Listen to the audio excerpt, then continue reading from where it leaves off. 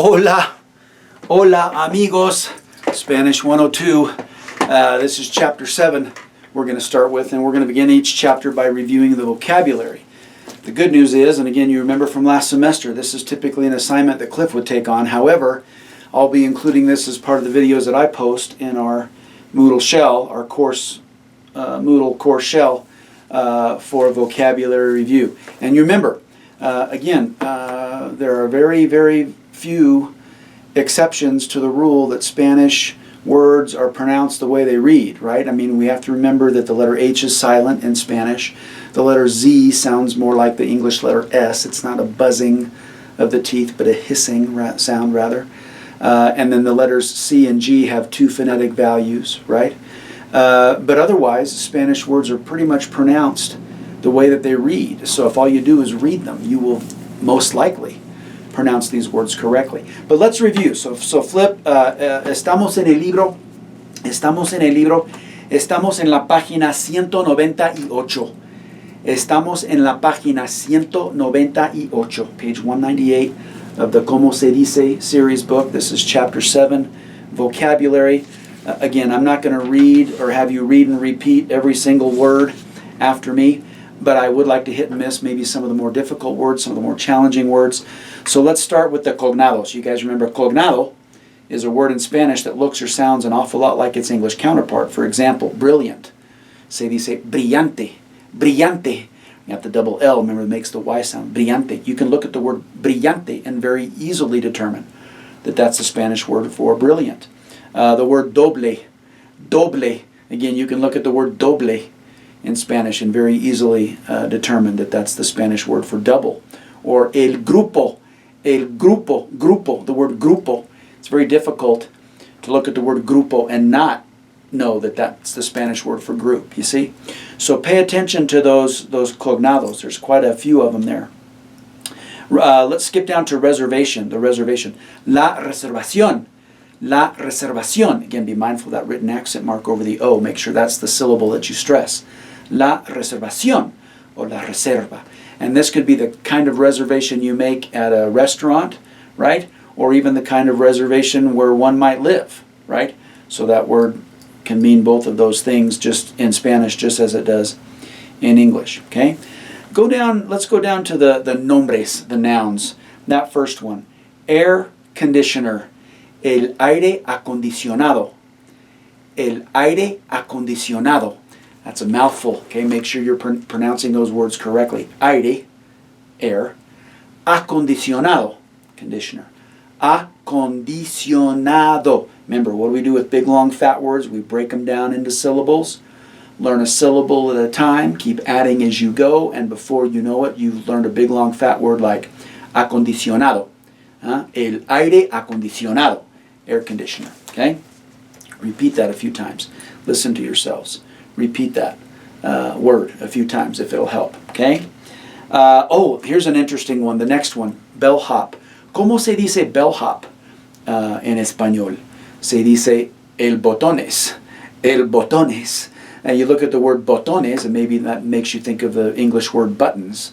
Well, if you know bellhops, I don't know if they do so much anymore, but it used to be that a bellhop at a hotel would wear a uniform, and that uniform was covered in buttons. That's how you could tell a bellhop's uniform was a very distinct type of uniform. A funny kind of flat, round cap, oftentimes gloves, some nice, pants, and then the uniform jacket was lined with buttons. So if that helps you remember, el botones. The word boton also means button, or in the plural, los botones, buttons, right? But here we've got a singular article, el, with the plural, botones. So we're not talking about buttons like the kinds of buttons you'd sew on a shirt or a jacket, but rather we're talking about el botones, the bellhop of the restaurant. So be mindful of that. El colchón. El colchón se dice mattress in español. Next word on the list. Again, be mindful of that written accent mark. Okay? Let's see. We've got some good words that are some cognates. Empleado, empleada. The employee, masculine employee, feminine employee. Pretty good cognate if you ask me. Skip down to garden. ¿Cómo se dice garden en español? El jardín. El jardín. That's kind of a cognate. I mean, I can see the word garden and jardín. Huh? How about key? ¿Cómo se dice key en español? La llave. La llave. Be mindful of that double L. Okay. Let's see. Oh, another one. Piece of news. La noticia. La noticia. Notice or warning or piece of news. La noticia. Go up one. Suitcase. ¿Cómo se dice suitcase en español? You see that word? La malija. Oh, perdón. La maleta o la valija. We have two choices there. La maleta or la valija. I don't know that one word is more commonly used than another. I would say maleta. The word la maleta might be just a touch more commonly used. But I think wherever you go, either of those words will serve you in any Spanish-speaking country. People will know that if you use the words either la maleta or la valija, you're talking about a suitcase. Okay? Let's see. How about swimming? Oh, let's do this one. Movie or film. Do you see that? La película. La película. I'm not saying, I'm just saying that word's going to come up a lot. And it may be found quite a bit on your Chapter 7 test. I'm not saying, I'm just saying. So be mindful of that word. La película. La piscina. La piscina for swimming pool. Or la alberca. Alberca is a word that the Mexicanos use. All my Mexican friends use that word alberca for swimming pool more commonly than they know what a piscina they know that word. But my Mexican friends more commonly use the word alberca. How about floor? ¿Cómo se dice floor en español? You see it? El piso. El piso. And that could be the floor, like the floor you're standing on, or the floor that you're mopping or sweeping. It also could be the floor of a building, depending on which floor or story of a building we're talking about. Okay? Room service.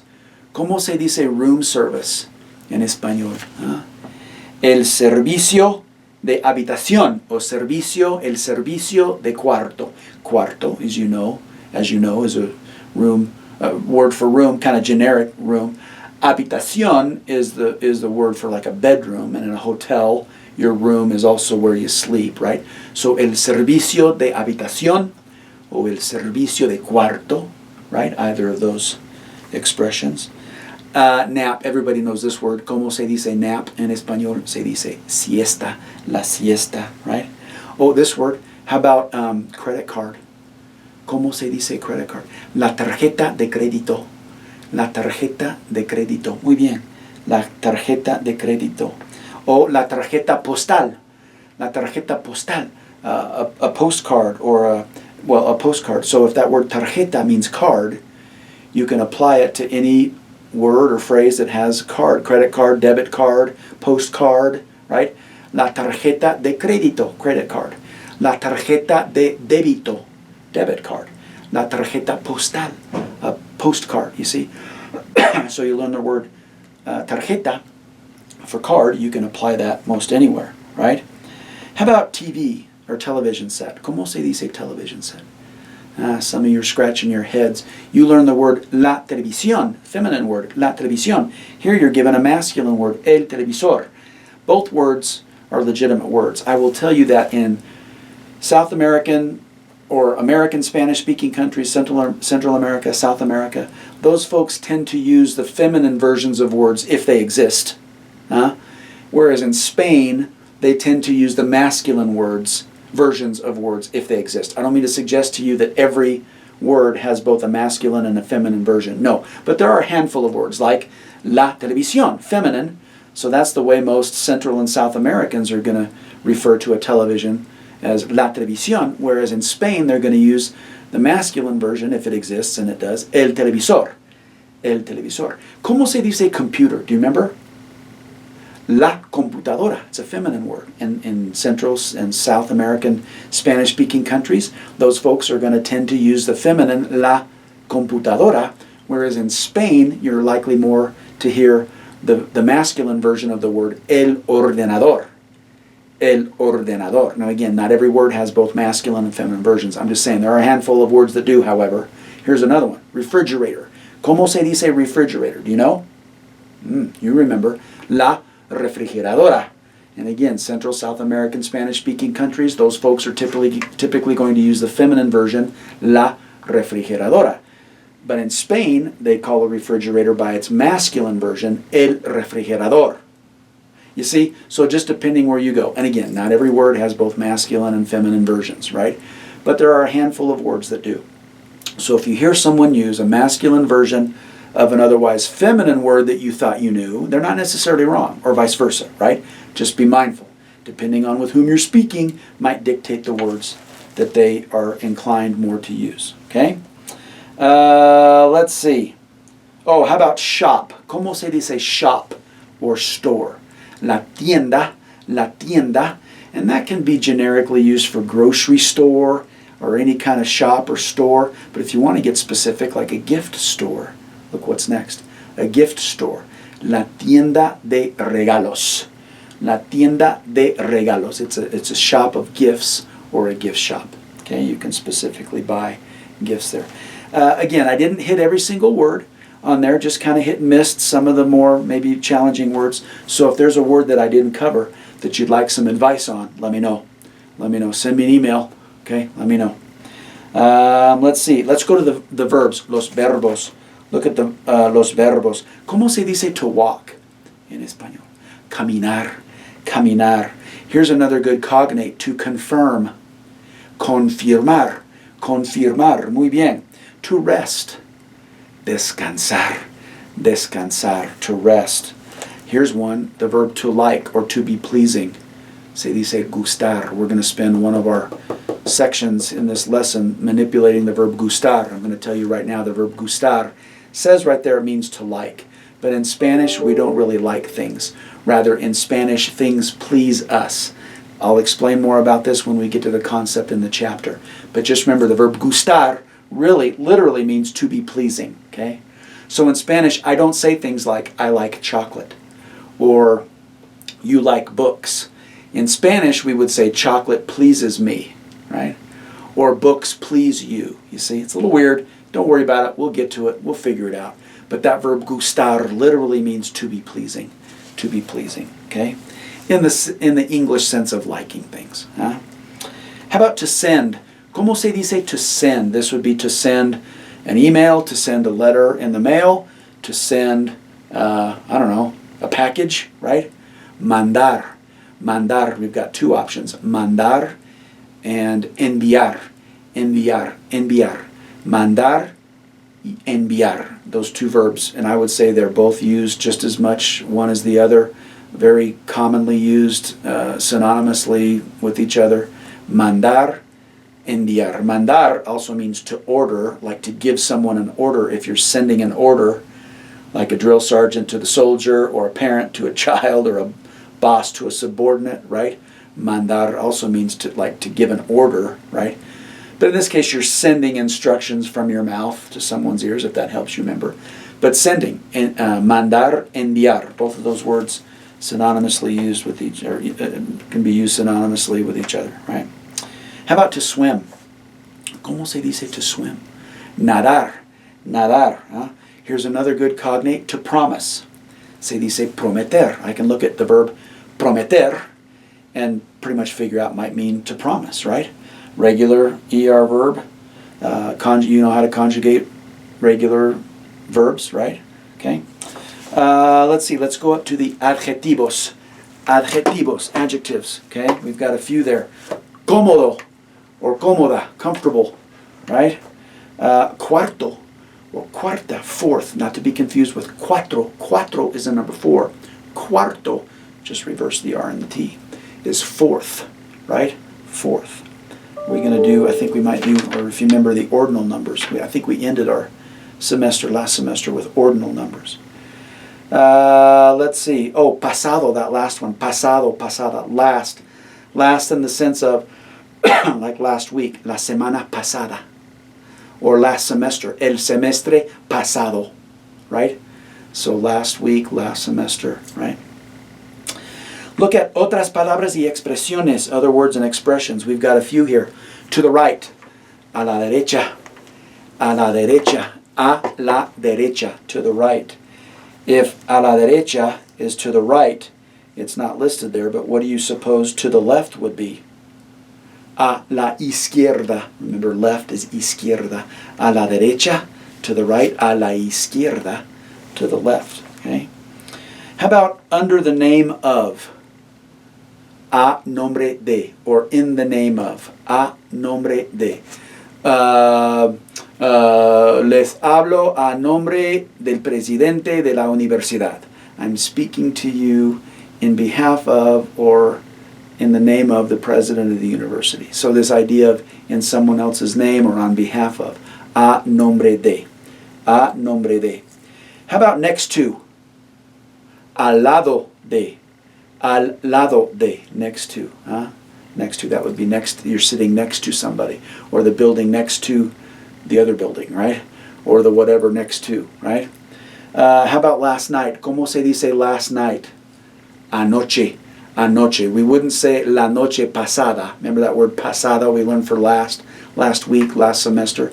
You could say la noche pasada, literally the night last. Nothing grammatically wrong with that. You may even hear that contextually in people's conversations. But the word for last night, or there is a word that exists for last night, and that is anoche.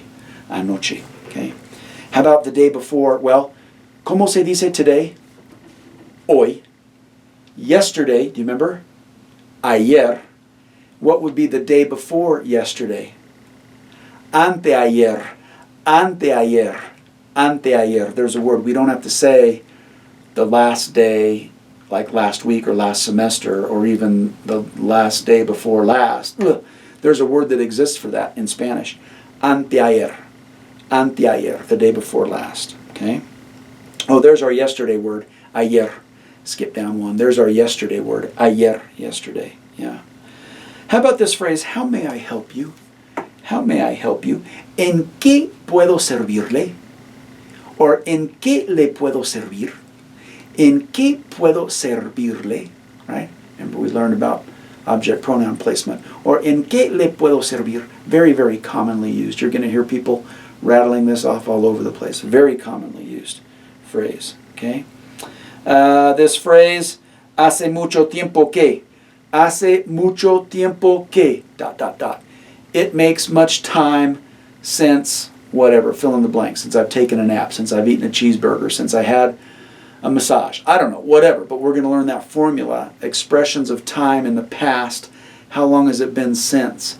I think we learned one of those formulas last semester. Maybe it was the how long since formula last semester. Well, now we're going to learn how long ago something was done. A little bit different, right? How long has it been since, or how long since you eat a particular dish versus how long ago you ate a particular dish. Anyway, those are formulas we're going to get to in this chapter, so be prepared, it's coming up. How about to exercise? ¿Cómo se dice to exercise en español? Literally, to make exercise. Hacer ejercicios. Hacer ejercicios. Let's see. Oh, to show a movie. To show a movie. Pasar una película, or dar una película. To pass or to give a movie, meaning you're showing this movie. Remember, not everything literally translates from one language to the other. In English, we show movies. In Spanish, we're passing them on, if that makes any sense, using that verb, pasar. Pasar una película. This phrase, perhaps, quizá or quizás, very commonly heard. You're going to hear it everywhere. Quizás, right? And then, of course, vamos, let's go. Come on, let's go, okay? We're almost done. Hang in there. A few more minutes. Turn to page 199, la página 199. La página 199. Let's take a look at some of the illustrations. We're in a hotel. Let's learn some hotel vocabulary. Single bed. Look at a single bed. ¿Cómo se dice single bed? Se dice la cama sencilla. La cama sencilla. Literally a simple bed, if that helps you remember. Just a simple bed for one person, right? But if I need a double bed, skip over. Look at the illustration. La cama doble. La cama doble. Literally a bed double or a double bed. That's pretty easy with those cognates to make that association. Look at the bathroom. We've got a lot of words in the bathroom. El inodoro for toilet, right? You'll also hear, this is going to be funny, but a very commonly used word for toilet is the word water. El water. It's literally the word water, even spelled. The English word water, spelled the same, just pronounced with a Spanish accent. El water. In Peru, that's what they call the toilet. El water. Yeah. Anyway, funny but curious. Huh?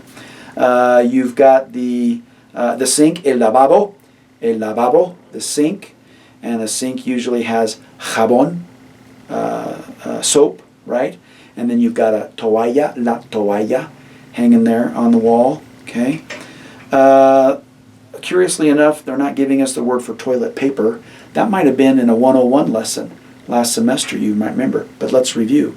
Toilet paper, se dice el papel higiénico.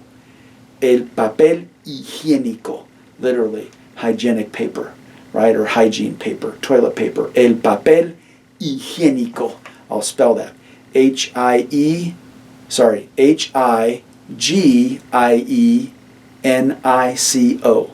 with an accent over the second E. Higiénico, papel higiénico.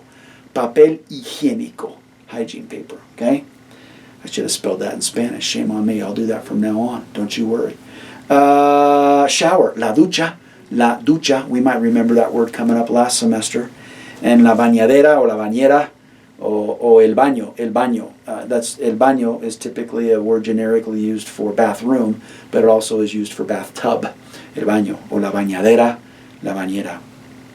Look at the lobby. Oh, there's a picture of a bellhop, right? You remember the Spanish word for bellhop?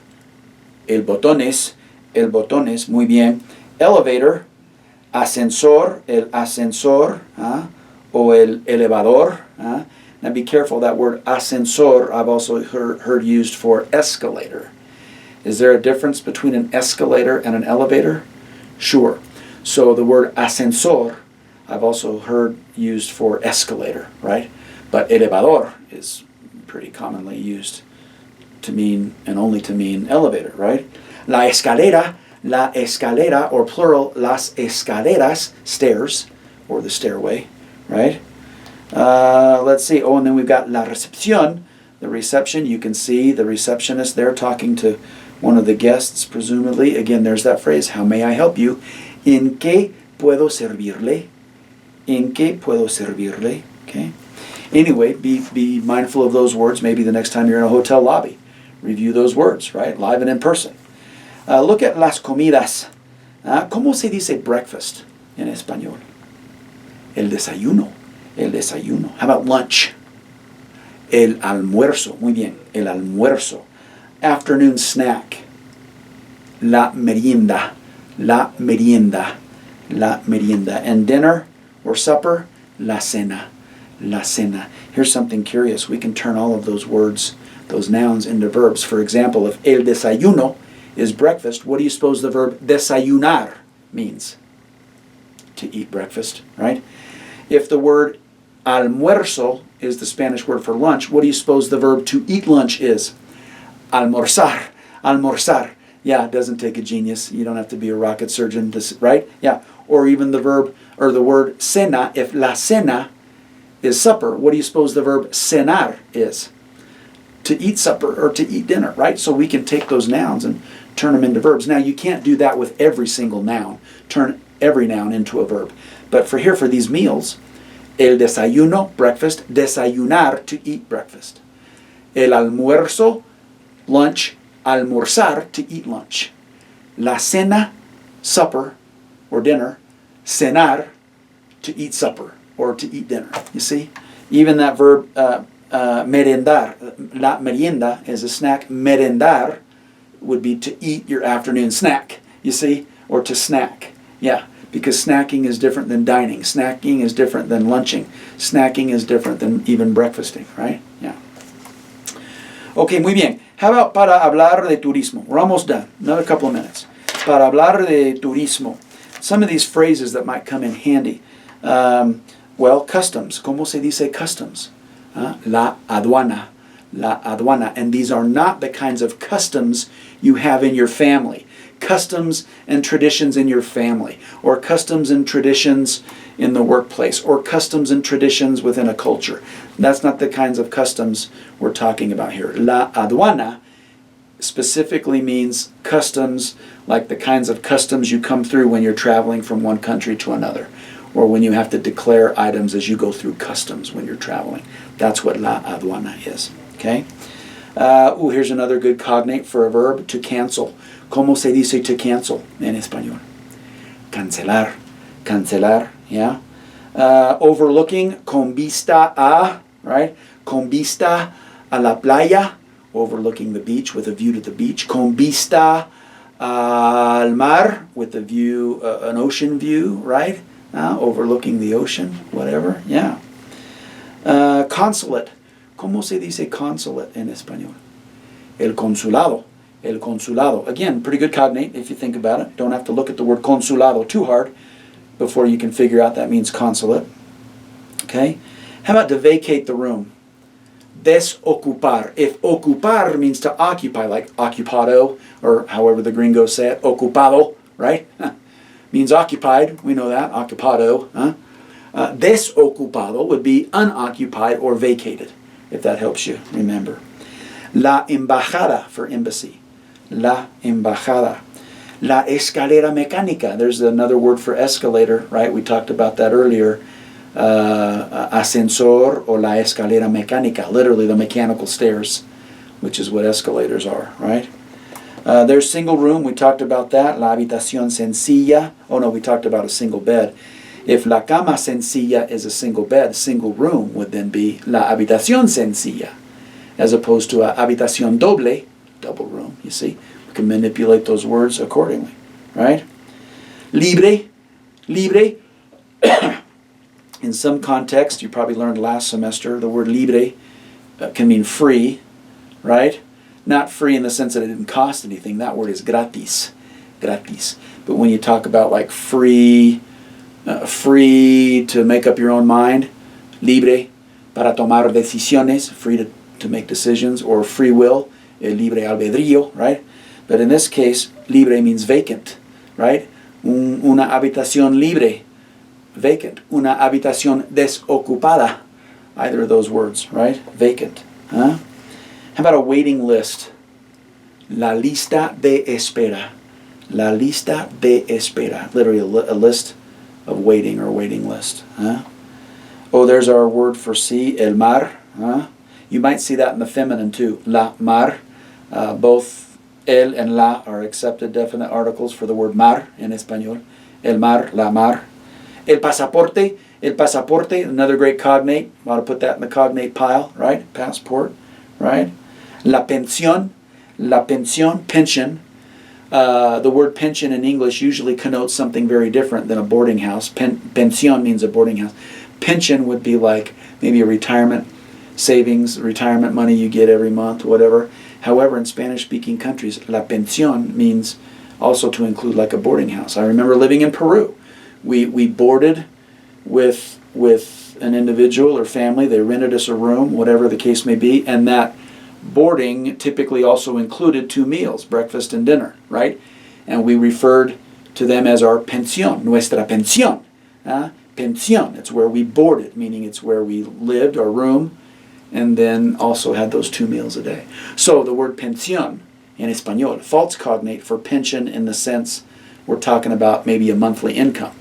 But a good cognate in the sense that pensión would be your pension, your boarding house, meaning where you live and meals provided. And then last but not least, the verb down there at the bottom, viajar. Viajar, to travel. Regular AR verb, you know how to conjugate regular AR verbs. There it is, the vocabulary list for Chapter 7. Review these words, practice the pronunciations, let us know if you have any questions, concerns, and we'll help you through it. And then stay tuned for videos coming up on the grammatical sections for Chapter 7. Okay, muchas gracias, que les vaya bien. Adiós, adiós.